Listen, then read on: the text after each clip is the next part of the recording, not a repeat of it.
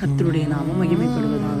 யோவான் புஸ்தகம் 8:47 தேவனால் உண்டானவன் தேவனுடைய வசனங்களுக்கு செவி கொடுக்கிறான். கர்த்தரால் சிருஷ்டிக்கப்பட்ட நீங்களும் நானும் கர்த்தருடைய வார்த்தைக்கு செவி கொடுத்து அவைகளுக்கு கீழ்ப்படுகிறோம் என்று சொல்கிறது. ஆனால் இந்த நாளில் நம்மை நாமே நிதானிப்போம். நம்ம கேட்கிற வார்த்தைகள் எல்லாவற்றுக்கும் கீழ்ப்படி ஒப்பு கொடுக்குறோமா? வேதத்தில் எவ்வளோ வார்த்தைகள் வாசிக்கிறோம், வாரந்தோறும் திருச்சபைக்கு போகிறோம், கர்த்தருடைய வார்த்தையை கேட்கிறோம். ஆனால் எல்லா வார்த்தைக்கும் கீழ்ப்படிய முடியுதான்னு கேட்டால் உண்மையாக முடியல. இன்னைக்கு கர்த்தருடைய அன்பை இந்த பூமியில் வெளிப்படுத்த கர்த்தர் வைத்திருக்கிற சாட்சிகள் நீங்களும் நானும் தான். இன்னைக்கு இயேசு யாருன்னு காட்ட மாட்டாரு.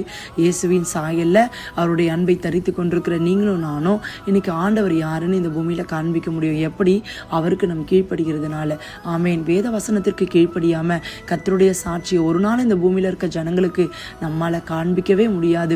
எனக்கு அருமையான தேவஜனமே, தேவனால உண்டானவர்கள், தேவனுடைய சாயலாய் சிருஷ்டிக்கப்பட்டவர்கள் அவருடைய வார்த்தைக்கு கீழ்ப்படுகிறார்கள் என்று.